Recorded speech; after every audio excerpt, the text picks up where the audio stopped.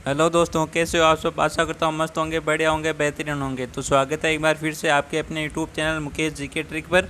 और आज का हमारा ये सेशन यूपी पुलिस कांस्टेबल री एग्ज़ाम 2024 के लिए बहुत ही शानदार सेशन रहने वाला। इस सेशन में हम बहुत ही इंपॉर्टेंट क्वेश्चन देखेंगे जो एग्ज़ाम की दृष्टि से बहुत ही इंपॉर्टेंट और महत्वपूर्ण क्वेश्चन होंगे। तो एक बार सभी सेशन को शेयर कर दो अपने दोस्तों के साथ, और अभी तक सेशन को लाइक नहीं किया हो तो एक बार सेशन को लाइक कर दे। और इस सेशन में पूरे जीके के क्वेश्चन लेकर आया हूँ जो, और आपको कमेंट में बताना आपके कितने क्वेश्चन सही हुए। इनमें से आपके कितने क्वेश्चन सही हो रहे हैं, ये आपको कमेंट में बताना है। तो पहला ही क्वेश्चन आपकी स्क्रीन पर, उत्तर प्रदेश के किस जिले में सबसे कम वन प्रतिशत है। तो उत्तर प्रदेश के किस जिले में सबसे कम वन प्रतिशत है।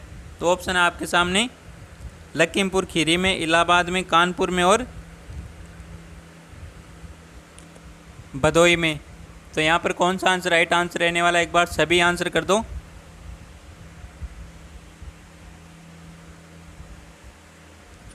तो जिसने भी डी आंसर दिया उन सभी का बिल्कुल राइट आंसर रहने वाला है भदोही में। तो यहाँ पर भदोही उत्तर प्रदेश के ज़िले में सबसे कम 1% है, और सर्वाधिक 1%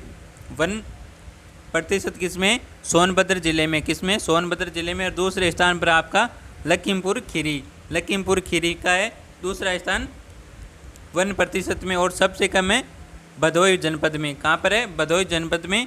और उत्तर प्रदेश में वन क्षेत्र कुल भौगोलिक क्षेत्रफल का 6.88% है। कितना प्रतिशत है, 6.88% है। तो इसको भी आपको याद कर लेना है, इसको भी नोट कर लेना सभी को, बहुत ही इंपॉर्टेंट फैक्ट है। तो अगले क्वेश्चन की ओर बढ़ते हैं हम।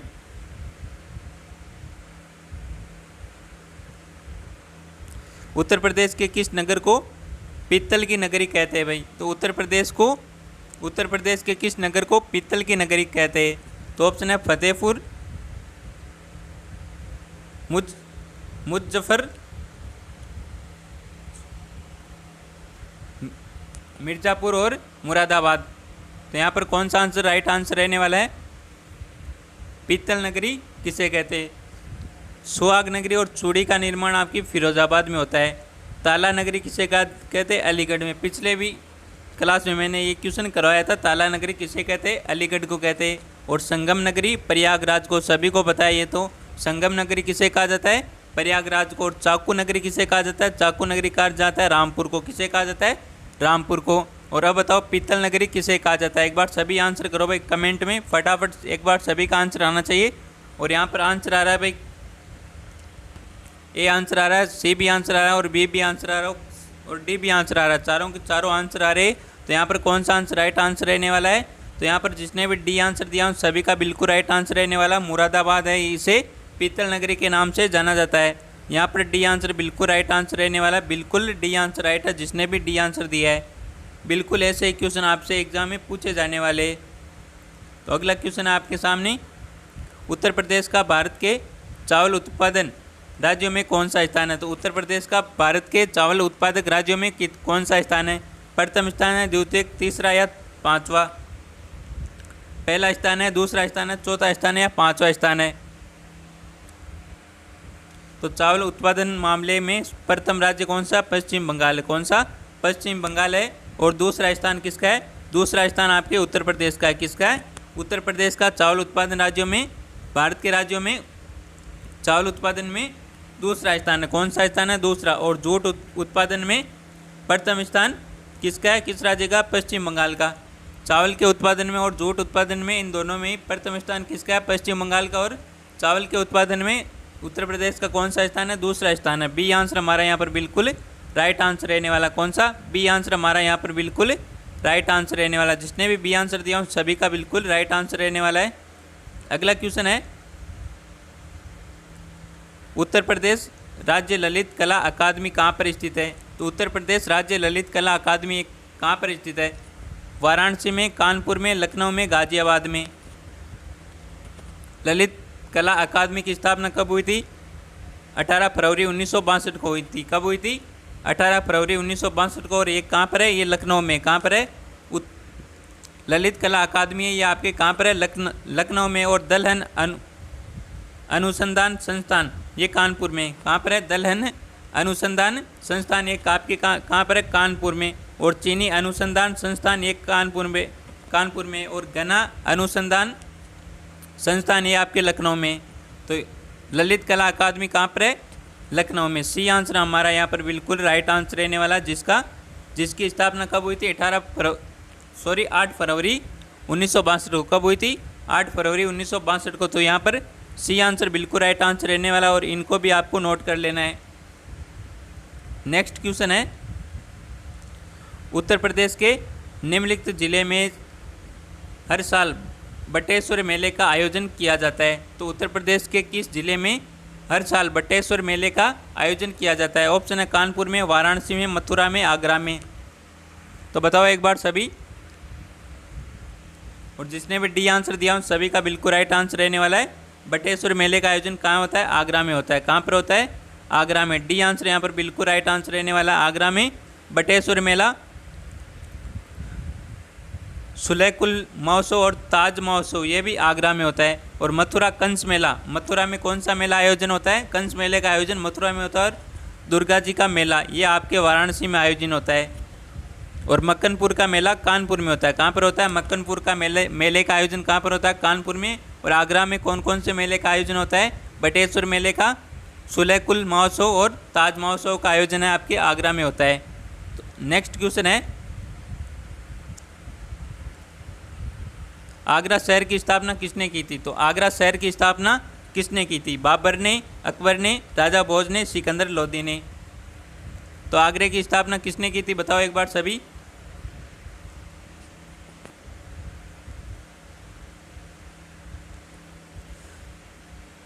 और यहाँ पर सभी ने बिल्कुल राइट आंसर दिया। आगरे की स्थापना किसने की थी? सिकंदर लोदी ने। डी आंसर हमारा यहाँ पर बिल्कुल राइट आंसर रहने वाला। आगरा शहर की स्थापना 1504 में की थी सिकंदर लोदी ने। किसने की थी? सिकंदर लोदी ने की थी। कब की थी? 1504 में की थी। और महाभारत में आगरा शहर का नाम क्या मिलता है?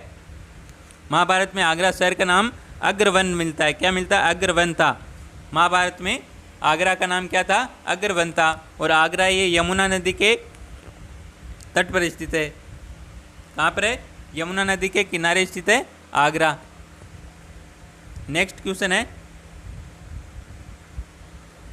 हरियाणा व उत्तर प्रदेश की सीमा बनाने वाली नदी का नाम बताना भाई। तो हरियाणा व उत्तर प्रदेश की सीमा बनाने वाली नदी का क्या नाम है? यमुना, गंगा, साइबी या मारकंडा? तो यहाँ पर कौन सा आंसर राइट आंसर रहने वाला है? और जिसको भी इस क्लास की पीडीएफ चाहिए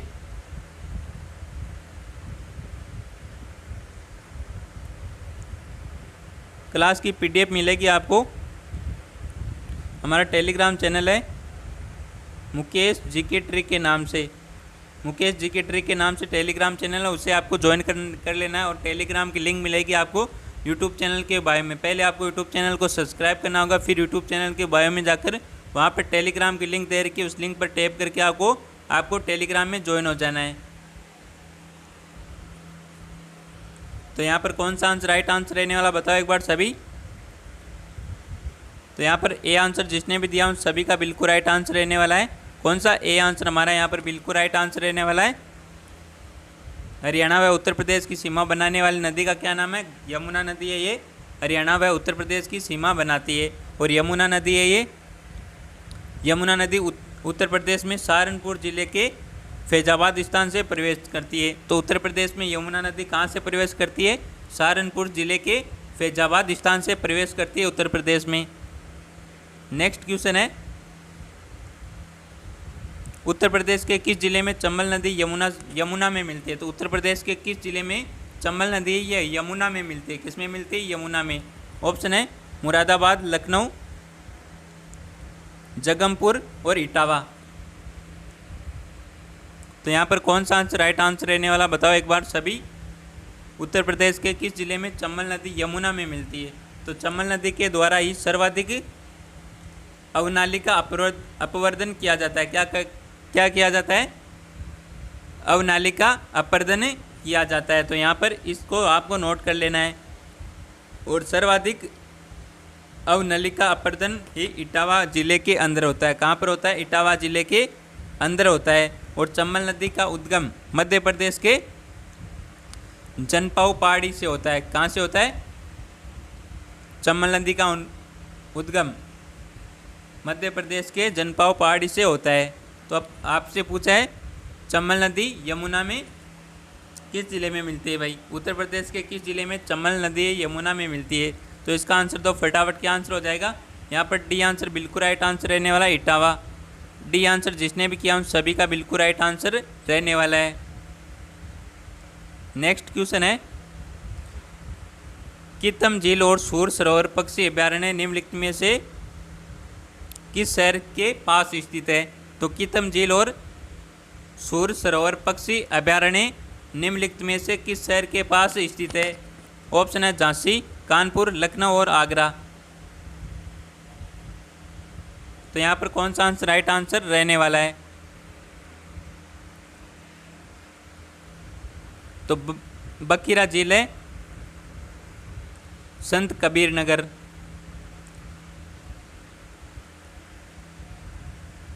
सरसई झील है ये इटावा में। फुल्लर झील पीलीभीत, और यहीं से गोमती नदी का उद्गम होता है। कहाँ से? पीलीभीत से। और करेला और इतोजा झील है लखनऊ में। कहाँ पर है? लखनऊ में। सूर सरोवर पक्षी अभ्यारण्य और कितम झील कहाँ पर है ये बताओ आप सभी।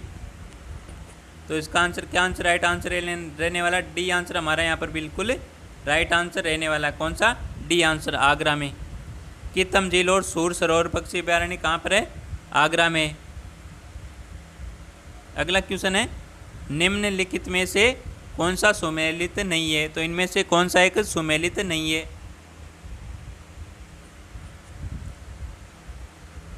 ऑप्शन है भिक्का झील इटावा में, मदन सागर झांसी में, बाल हापारा कानपुर में, ओदोताल झील वाराणसी में। तो बताओ एक बार सभी। तो यहाँ पर बी आंसर बिल्कुल राइट आंसर रहने वाला। बी आंसर कौन सा? B answer. मदन सागर ये आपके कहाँ पर है? महोबा में। कहाँ पर है? महोबा में। मदन सागर झील है, मदन सागर है ये आपके कहाँ पर है? महोबा में। नेक्स्ट क्वेश्चन है, पंचमहल भारत के किस शहर में स्थित है? तो पंचमहल भारत के किस शहर में स्थित है? आगरा में, फतेहपुर सीकरी में, गोलकुंडा में, लखनऊ में। तो पंचमहल का निर्माण किसने करवाया था? अकबर ने करवाया था। तो पंचमहल का निर्माण है ये आपके अकबर ने करवाया था। और आगरे के किले का निर्माण भी अकबर ने करवाया था। बुलंद दरवाजे का निर्माण भी अकबर ने करवाया था। और जोधाबाई महल का निर्माण किसने करवाया था? अकबर ने करवाया था। फतेहपुर सीकरी का निर्माण अकबर ने करवाया था। और बीरबल महल का भी निर्माण है ये आपके अकबर ने करवाया था। और शेख सलीम चिश्ती की दरगाह ये भी अकबर ने बनवाई थी। तो इन सभी को याद कर लेना आपको। इन सभी का निर्माण ही अकबर ने करवाया था। पंचमहल का, आगरे का किले का, बुलंद दरवाजे का, जोधाबाई महल, फतेहपुर सीकरी और बीरबल महल, शेख सलीम चिश्ती की दरगाह, इन सभी का निर्माण है आप अकबर ने करवाया था। तो पंचमहल है ये भारत के किस शहर में स्थित है? बताओ एक बार सभी।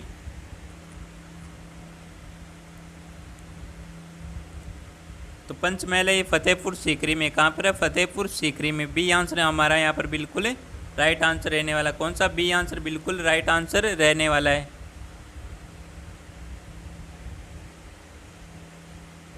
नेक्स्ट क्वेश्चन है, जौनपुर के सरकी वंश का अंतिम शासक कौन था? तो जौनपुर के सरकी वंश का अंतिम शासक कौन था?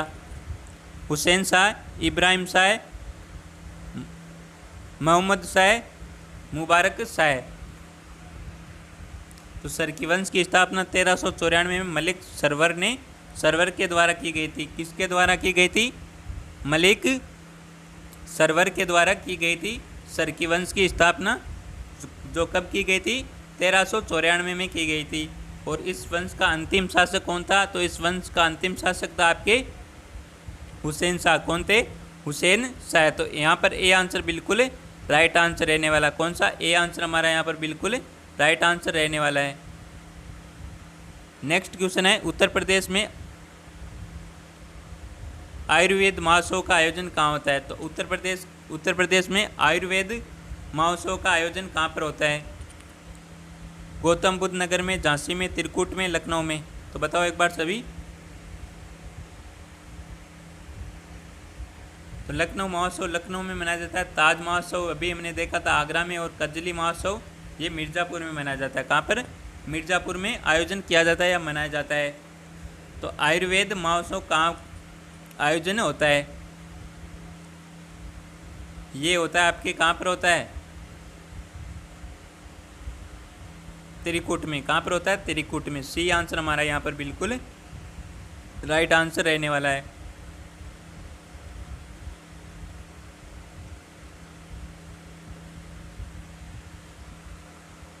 अगला क्वेश्चन है, निम्नलिखित में से कौन सा सुमेलित नहीं है? तो इनमें से कौन सा सुमेलित नहीं है?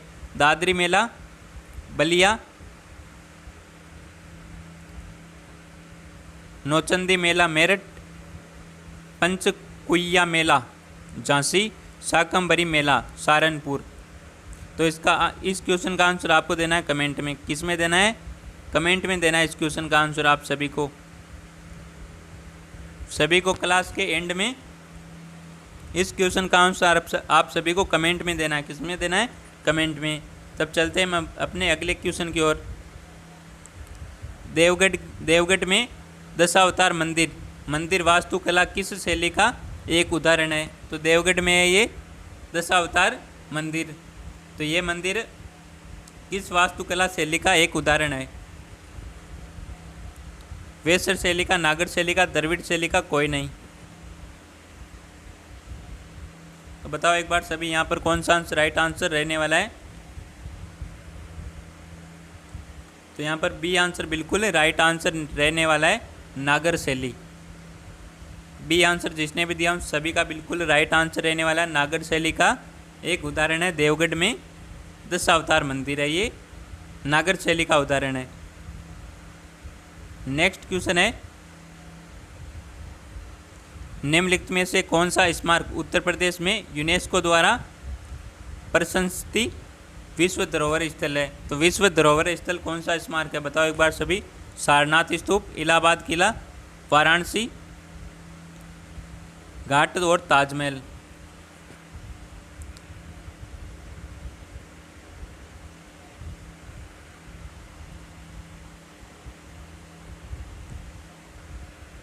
तो भारत की कुल 42 धरोहरों को यूनेस्को की सूची में शामिल किया गया। कितनी? 42 धरोहरों को। और 42वीं विश्व धरोहर कौन सी थी? होयसल कर्नाटक। कौन सी थी? होयसल कर्नाटक। ताजमहल व आगरा के किले को 1983 में यूनेस्को की विश्व धरोहर सूची में शामिल किया गया था। फतेहपुर सीकरी को 1986 में शामिल किया गया था। और स्थापत्य कला का स्वर्णकाल सांझा के काल को कहा गया है। तो यहाँ पर कौन सा आंसर राइट आंसर रहने वाला है? बताओ एक बार सभी। और यहाँ पर डी आंसर बिल्कुल राइट आंसर रहने वाला है, आगरा, सॉरी ताजमहल। ताजमहल और आगरा को तो कब किया था? 1983 में। और फतेहपुर सीकरी को कब किया था? 1986 में। तो यहाँ पर डी आंसर बिल्कुल राइट आंसर रहने वाला। कौन सा? डी आंसर हमारा यहाँ पर बिल्कुल करेक्ट आंसर रहने वाला है। नेक्स्ट क्वेश्चन है, कांच उद्योग के लिए उत्तर प्रदेश का कौन सा नगर विख्यात है? तो कांच उद्योग के लिए इनमें से कौन सा नगर विख्यात है भाई? बताओ एक बार। फिरोजाबाद, कानपुर, मुजफ्फरनगर, मथुरा। तो बताओ एक बार सभी क्या आंसर राइट आंसर रहने वाला है यहाँ पर? तो बताओ एक बार सभी, कांच उद्योग के लिए उत्तर प्रदेश का कौन सा नगर विख्यात है? तो यहाँ पर आंसर आ रहा है, ए आंसर आ रहा है, डी भी आंसर आ रहा है, बी भी आंसर आ रहा है।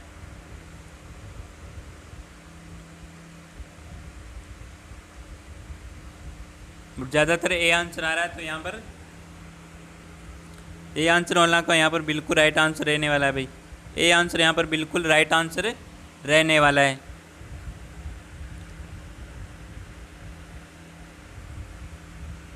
अगला क्वेश्चन है, उत्तर प्रदेश में परमाणु विद्युत केंद्र कहाँ पर स्थित है? तो उत्तर प्रदेश में परमाणु विद्युत केंद्र कहाँ पर स्थित है? नरोरा में। कहाँ पर है? नरोरा में। ए आंसर यहाँ पर बिल्कुल राइट आंसर रहने वाला। कौन सा? ए आंसर हमारा यहाँ पर बिल्कुल राइट आंसर रहने वाला है। तो आज का ये सेशन आपको पसंद आया हो तो सेशन को एक बार लाइक ज़रूर कर दे, और हमारे यूट्यूब चैनल पर पहली बार हो तो हमारे यूट्यूब चैनल को सब्सक्राइब जरूर करें। तो मिलते हैं एक और बेहतरीन सेशन के साथ, तब तक थैंक यू, टेक केयर, जय हिंद, वंदे मातरम।